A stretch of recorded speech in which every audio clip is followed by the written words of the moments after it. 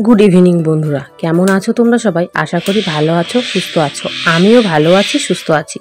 आजके सन्ध्येबेलाय देखी आमादेर घरे एकटा प्रजापतिर मतो देखते मठ बसे आछे। एटा प्रजापति नय, आमरा आगे एटाके अनेकेई प्रजापति बोलताम, किन्तु एटा प्रजापति नय, एटा हच्छे मठ। तो एटार देखते ना खूब सुंदर हय और एई जिनिसगुलो आमार देखते बेश भालो लागे, ताई तोमादेर साथेओ शेयार करे निलाम। देखो कि सुंदर एत काछे बसे आछे और आमी एत काछे थेके ताके भिडियो करछि, एकदमই নড়ছে না। এটা না আরো বড় হয়, এটা হচ্ছে ছোট সাইজের, এটা আরো বড় হয়। আমাদের ঘরে মাঝে মধ্যেই একটা বড় দেখে আসে, তো ওগুলো উপরে বসে থাকে, তাই আমি বেশিরভাগ সময় তোমাদের সাথে শেয়ার করতে পারি না। আজ ভাবলাম যে না, এই জিনিসটা এত কাছে আর তোমাদের সাথে শেয়ার করব না। তারপর রাত্রেবেলা একটা কাণ্ড ঘটে গেছে। দেখো তো তোমরা এটা কি চেনো নাকি? এই দেখো আমি কোথায় আর এই দেখো শিয়ালটা কোথায়, একদমই আমার থেকে প্রায় 4 পা দূরে। এই দেখো খুবই কাছে এই শিয়ালটা কিভাবে এসে ঘরে, মানে আমাদের যে কলের পাটটা আছে ওখানে ভাত খাচ্ছে, একদম কুকুরের মতোই দেখতে। দেখো অনেকদিন পর এভাবে সামনাসামনি শিয়াল দেখলাম, তাই ভাবলাম তোমাদের সাথেও শেয়ার করে দিই। আর মা কিছুক্ষণ আগে বাসনগুলো মেজে ঘরে এসেছে, তারপর শিয়ালটা চলে এসেছে ভাত খেতে, আর আমি একদম সামনাসামনি, একদমই ভয় পাই না জানো। একটু সময়ের মধ্যেই দেখি এখানে খেয়ে দিয়ে আবার চলেও গেছে। হ্যালো বন্ধুরা, গুড মর্নিং। কেমন আছো তোমরা সবাই? আশা করি ভালো আছো সুস্থ আছো। আমিও ভালো আছি সুস্থ আছি। নতুন ব্লগের সঙ্গে জানাই তোমাদের অনেক অনেক স্বাগত। সেই রাত্রেবেলায় ব্লগটা একটু শুরু করেছিলাম তোমাদের সাথে এই জিনিসগুলো শেয়ার করার জন্য, তারপর ভাবলাম যে না, আজ আর এখান থেকে না, কাল একদম সকাল থেকেই ভিডিওটা শুরু করবো। প্রত্যেক দিন নতুনভাবে ভিডিওটা শুরু করি। আজকে ভাবলাম সব কিছু কাজকর্ম শেষ করে, মানে বিছানা গোছানো, ঘর পরিষ্কার করা, সকালবেলার খাবার, তো সব কিছু শেষ করে তারপর তোমাদের সামনে আসি।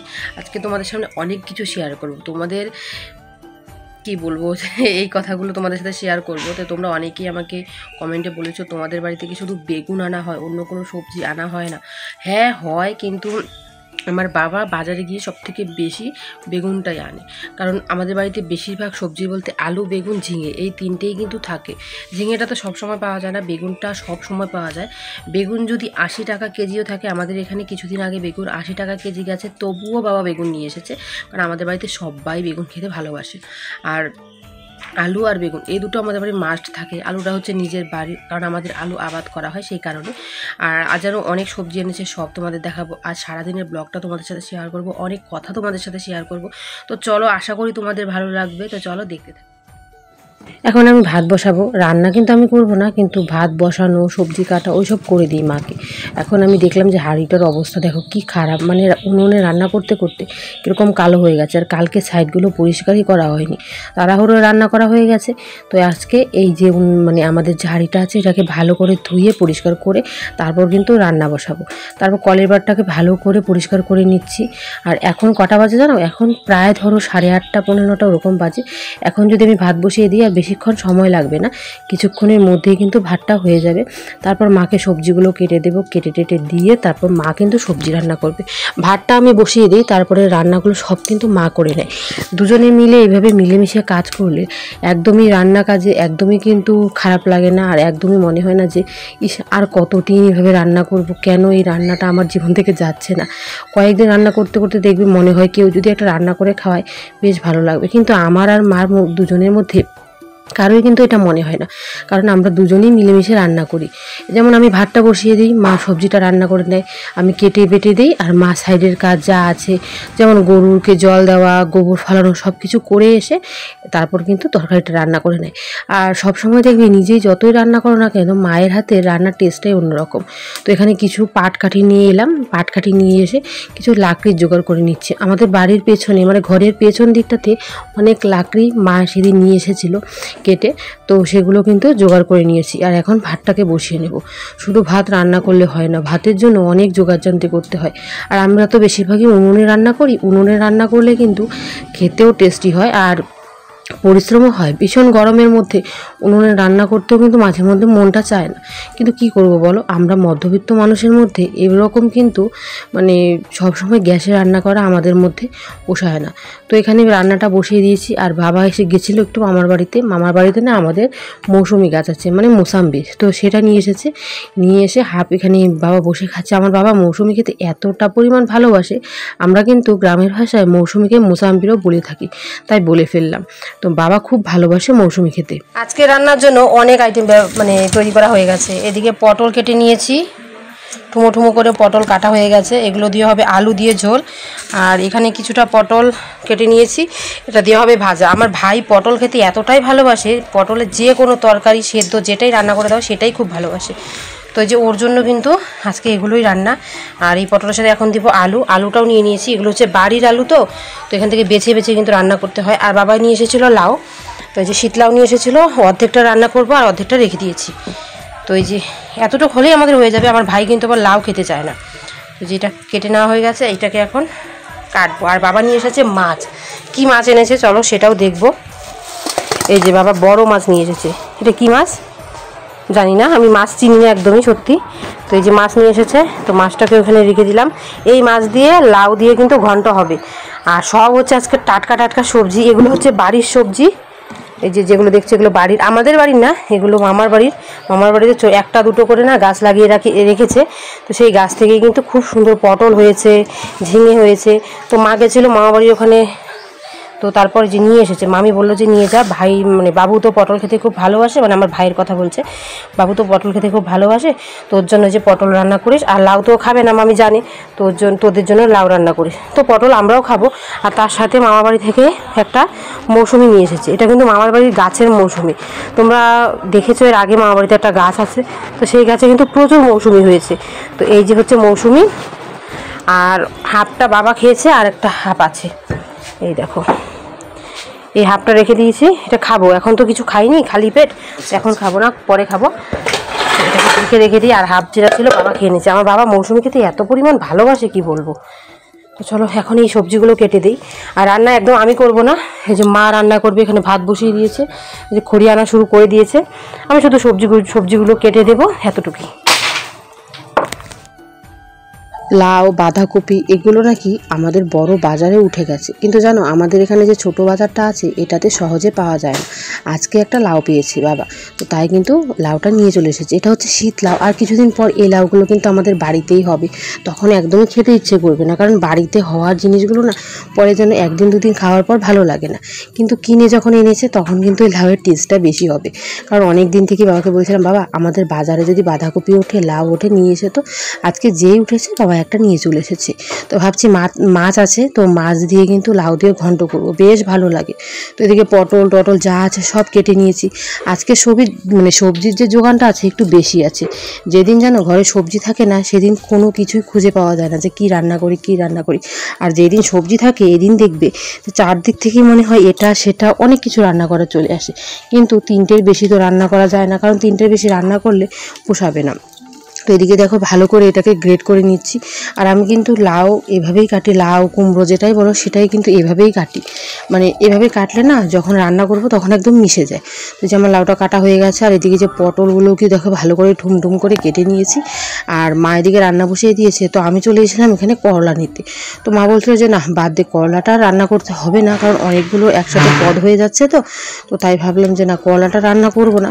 কিন্তু দেখো যেটার মধ্যে সবজি রাখা হয়েছে সেটার অবস্থাটা, তো ভাবলাম যে না এটাকে ভালো করে ধুয়ে পরিষ্কার করে নেব। আর আমি এখন একদমই খালি কোনো জায়গায় বসতে পারি না। আগে যেমন উপরি বসে পড়তাম, এখন কিন্তু বসতে পারি না, ভীষণ অসুবিধে হয়। তাই একটা পিঁড়ি নিয়ে বসলাম। আর এখানে যত সবজিপাতি আছে আমাদের সব কিছু এক এক করে নামিয়ে ভালো করে ঝুড়িটা ধুয়ে আনবো। এটা হচ্ছে ফলের ঝুড়ি, এই ফলের ঝুড়িতেই কিন্তু আমাদের সবজি রাখা হয়। আর এটা হচ্ছে গ্যারা, এটা আমাদের ভাষায় নাকি গ্যারা বলে, আমি জানি না এটা কি জিনিস গ্যারাটা, কিন্তু জানো আমার না খেতে একদমই ভালো লাগে না, এটা কেন বা গন্ধ লাগে।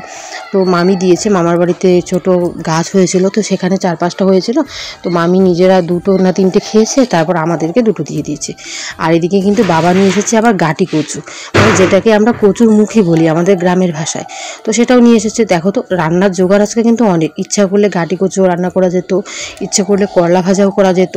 তারপরে এই ঝুড়িটাকে পরিষ্কার করে নিয়েছি, কিছু কাঁঠালের বীজ আর কিছু ছোটা আলু পড়েছিল, তো সেগুলোকে ফেলে দিলাম, ফেলে একদম নিয়ে চলে এসেছি এটাকে কলের পাড়ে। এনেই মটর ছেড়ে ভালো করে এটাকে ধুয়ে নেব। আর কয়েকদিন আছে হাতে মাত্র, পুজো তো প্রায় চলেই এসেছে, তখন তো আবার এই কাজগুলো করতে হবে। করার যতই হোক না কেন, কিন্তু এখন থেকে যদি আমি একটু একটু করে আস্তে আস্তে পরিষ্কার করতে থাকি, তাহলে দেখবে পুজোর আগে না এতটা মন মানে চাইবে না যে না এগুলো তো পরিষ্কার আছে, এগুলো না করলেও হয়ে যাবে। কিন্তু এই যে ফলের ঝুড়ি, ঘরের যে আসবাবপত্র মানে রান্নাঘরের, এগুলো কিন্তু একটু বেশি ধোয়া পাল্লা করতে হয়, কারণ এগুলো একটু নোংরা বেশি হয়। কারণ আমরা তো সবসময় উনুনে রান্না করি, সেই কারণে কিন্তু এগুলো একটু নোংরাটা বেশি হয়ে যায়।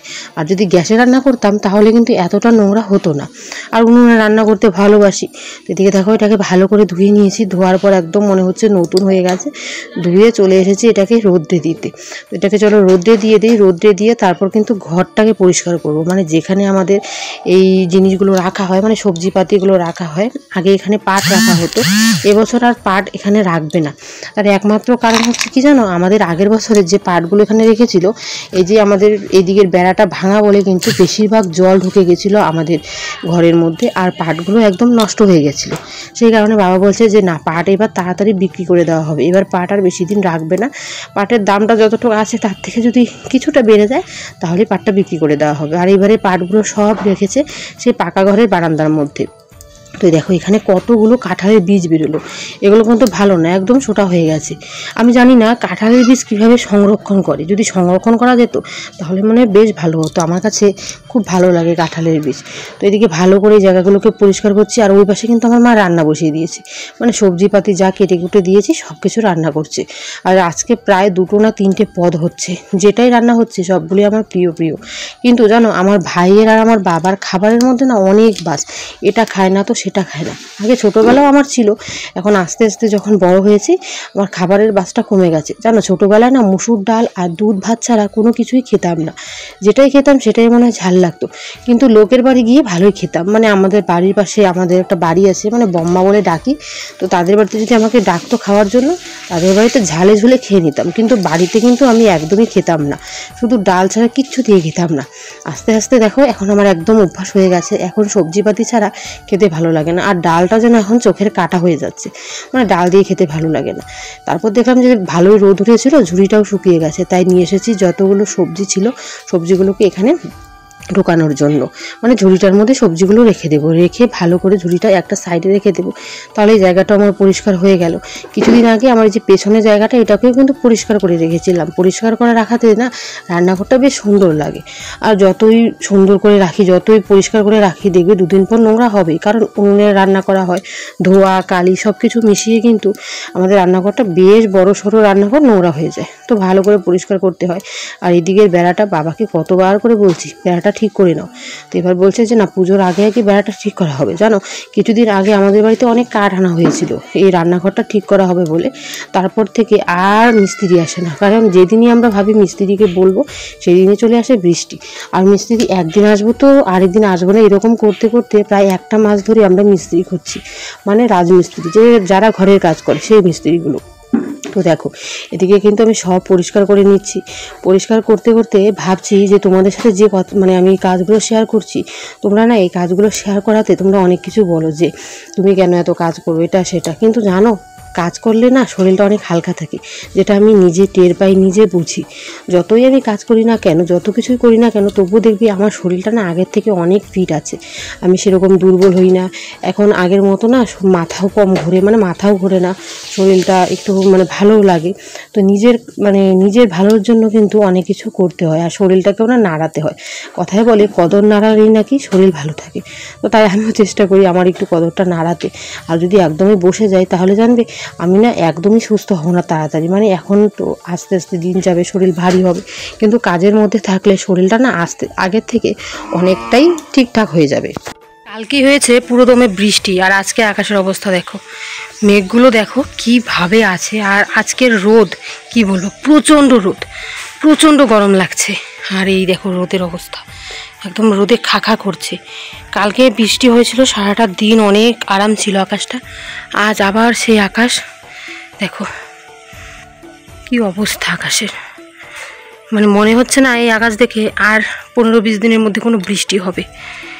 আর 15-20 দিনের মধ্যে কোনো বৃষ্টি নেই, আর বৃষ্টি না হলে অবস্থা খারাপ হয়ে যাবে, গরমে টেকাই যাচ্ছে না এরকম অবস্থা। তো চলো সব কাজবাজ কমপ্লিট, মায়েরও রান্না হয়ে গেছে, খাওয়া দাওয়াটা সেরে নেব। রান্নাঘরটা ঠিক না করলে হয়ই না আমাদের। এদিকে অবস্থা দেখো, এই দেখো সূর্যের কিরণ একদম রান্নাঘরে ওই ফাঁকা দিয়ে, মানে ভাঙাটা দিয়ে কিভাবে ঢুকছে, এই অবস্থায় রান্নাঘরে রান্না, বৃষ্টির দিনে এটাই অসুবিধে আমাদের বাড়ির, শুধু এই যে জায়গাটাতে জল পড়ে। এখন মিস্ত্রি রাখা হয়েছে, এই জায়গাটা নষ্ট, আর এখানে যে কাঠ দেওয়া আছে এই কাঠটা হয়ে গেছে খারাপ, এই কাঠটাও ভেঙে গেছে, এটা বাঁশ দিয়ে এখন লাগিয়ে দেওয়া হয়েছে।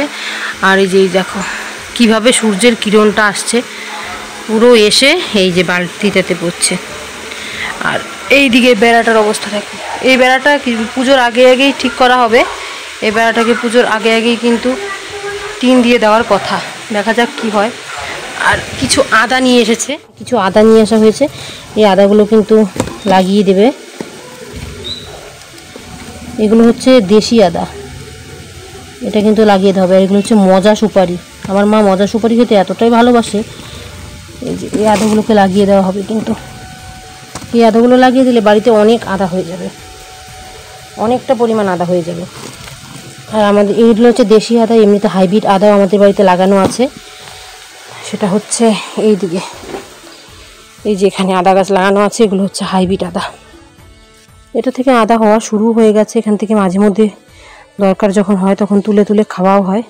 এখানে একটা, এখানে একটা, একটা না 4-5টা গাছ। আমাদের রান্না হয়ে গেছে, এখানে দেখো যে পটল ভাজা করা হয়েছে, তার সাথে এখানে করা হয়েছে আলু পটলের ডালনা। আর এখানে কি হয়েছে চলো দেখাই তোমাদের, এখানে হয়েছে লাউ ঘন্ট মাছ দিয়ে। এই হচ্ছে আমাদের আজকের রান্না। তো রান্না হয়ে গেছে কমপ্লিট, এখন ঘর দুয়ারগুলো সব পরিষ্কার করে নিয়েছি, এখন এগুলোকে ঢেকে রাখবো। মানে এই যে পটল আর এখানে পেঁয়াজ কাটা আছে, এটাকে একটু ঢেকে রাখবো। আর এখানে দুটো থালা আছে, সব কিছু ধোয়া হয়ে গেছে, মাই সব কিছু ধুয়ে নিয়েছে। এখন খাবারের পর দুটো থালা বেঁচেছে, এই থালাগুলো ধুয়ে নেব। কিন্তু থালা ধোয়ার আগে আজকে আমি একটা কাজ করব, আমার অনেক কদিন থেকে আবার ফুচকা খেতে ইচ্ছে করছে। তো আমি তো বেশি দোকানের জিনিস খাই না, দোকানতে মানে যেটা হয় সেটা বেশি একটা খাওয়া হয় না। আর আমাদের এখানে ফুচকার দোকান আসেই না বলতে গেলে। এই জায়গাটাকে মুছবো, মুছে ফুচকা বানাবো আজকে, কিন্তু খাবো না আজকে। আর বেশিরভাগই আমি পাঁপড়ের ফুচকাটা এনে খাই, ভালো লাগে না সেটা, জানো, যত ভারী পাঁপড়ের ফুচকাটা খাই না কেন সেই ফুচকার স্বাদটা পাই না, মানে যে ফুচকার টেস্টটা খুঁজি সবসময় সেটা পাই না, দোকানের মতো হয় না। পাঁপড়ের ফুচকা কিন্তু দোকানের মতো একদমই হয় না। তো ভাইকে দিয়ে নিয়ে এসেছি সুজি আর নিয়ে এসেছি ময়দা, এগুলো দিয়ে আমি আজকে ফুচকা বানাবো। কিভাবে বানাই আমি মোবাইলে দেখেছি, তো সেভাবে বানানোর চেষ্টা করি, দেখি হয় কি না। তো প্রথমত চলো কিছুটা পরিমাণ গরম জল বসিয়ে দেব। আর এখানে লাউয়ের চোচাগুলো রেখে দেওয়া হয়েছে, এগুলো কিন্তু কাল রান্না হবে, আজ এই লাউয়ের চোচা রান্না হবে না। এই যে এখানে এখন গরম জল বসাবো ফুচকার জন্য, গরম জল বসিয়ে দিয়েছি। আর এদিকে আমি সুজিটাকে ঢেলে নেব, বেশি পরিমাণ বানাবো না, ধরো 40-50টার মতো বানাবো। তো এতটুকু সুজি দিয়ে নিলাম, পুরোটা দিয়ে নিই। আর এর সাথে মেশাবো ময়দা, সুজির থেকে ময়দার পরিমাণটা কম থাকবে।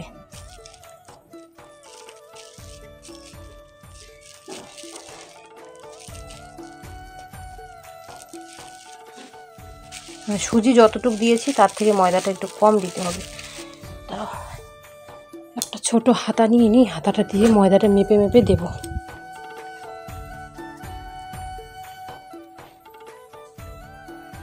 একটা, দুটো, আর একটা দিই, দুটো আর একটার অর্ধেক। তো এই দিয়ে দিলাম ময়দা। এখন এটাকে ভালো করে চলো মিশিয়ে নিই ময়দার সাথে সুজিটাকে। ময়দার পরিমাণটা কম থাকলেই ভালো।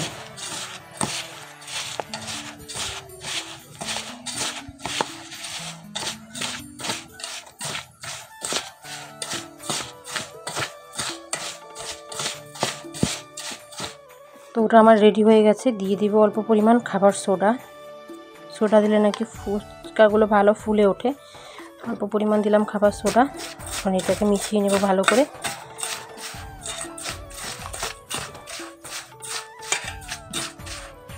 মেশানো আমার হয়ে গেছে, চলো এখন সোডাটাকে রেখে দিই, তারপর ফুচকাটাকে ভালো করে মেখে নেব। এদিকে কিন্তু আমার জল গরম হয়ে গেছে, ফুচকার জলটা যেটা বসিয়েছিলাম সেটা আমার পুরোপুরি গরম হয়ে গেছে। এখন এখানে অল্প একটু দিয়ে মেখে নেব।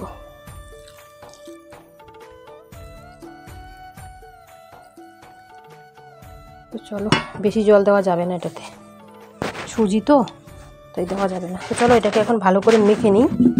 আমি এখনও জানি না যে এটা হবে কি হবে না, এখনও বলতে পারি না, তোমাদের সাথে শেয়ার করেই যাচ্ছি। জানি না ভুল হবে কি না, অবশ্যই হয়তো ভুল হবে, কারণ ভুল থেকেই না শিক্ষা হয়। তো এই যে ভালো করে দেখো, এটাকে আমি একটু ডলে নিচ্ছি। এটাকে অনেকক্ষণ ডলে নিতে হবে, কারণ সুজি আছে না, সুজিটা নাহলে গলবে না।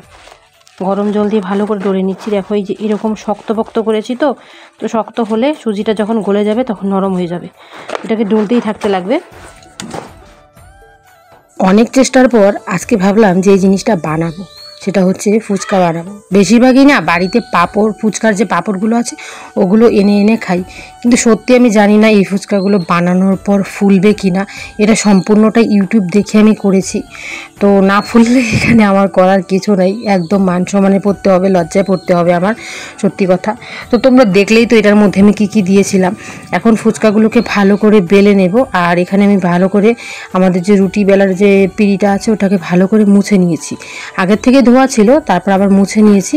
মুছে এখন দেখি যে ফুচকাটা কেমন হয়। এখন একমাত্র আমি যেটা করব সেটা হচ্ছে ফুচকাটাকে, মানে পাঁপড়টাকে ভালো করে বেলে এটাকে আমি কিন্তু রোদ্রে দেব। সত্যি আমি জীবনে প্রথম এভাবে বাড়িতে ফুচকা বানাবো। আর যতই তুমি কিনে খাও না কেন, মানে পাঁপড়গুলো কিনে খাও, তোমার না এরকম বাড়ির মতো টেস্টি হয় না। মানে দেখবে দোকানে যেটা আমরা খাই সেটা থাকে বাড়ির ফুচকা, পাঁপড়ের থাকে না, তো সেটা কিন্তু খুব টেস্টি হয়, খেতে খুব ভালো হয়। তো জানি না সেরকম হবে কি না, তো আমি এরকম করে একটা করে বানিয়ে কিন্তু রেখে দিচ্ছি গামছার ওপরে। এতক্ষণ তোমাদের সঙ্গে শুধু এই কাজগুলোই শেয়ার করলাম, আসল কথাটাই শেয়ার করা হয়নি। সেটা হচ্ছে তোমরা অনেকেই কমেন্টে জানতে চেয়েছো, দিদিভাই তোমার তো স্বাদের অনুষ্ঠান চলে এসেছে, তাহলে দাদাভাই কবে আসবে? তো আমার বর এই রবিবারে বাড়িতে আসতে চলেছে। তো আমি দুদিন ভিডিও দিতে পারিনি, কারণ আমার শরীরটা খারাপ ছিল, সেই কারণেই কিন্তু। তো দেখো এগুলো আমার সুন্দর করে বেলে নেওয়া হয়ে গেছে। এখন এগুলোকে একটু রোদ্রে দেবো, বেশিক্ষণ না, কিছুক্ষণ রোদে দিতে হবে। চলো এগুলোকে এখন রোদ্রে দিয়ে দিই।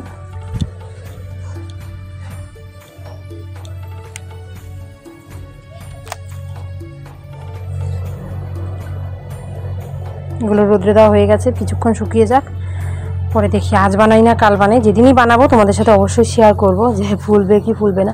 আমি নিজেও জানি না ফুলবে কি ফুলবে না। এখানে রোদ্রে দেওয়া যাবে না, তাহলে কুকুর বেড়াল ওইসব এসে ধরে নেবে। তো চলো এটাকে এইটার উপরে রোদ্রে দেবো।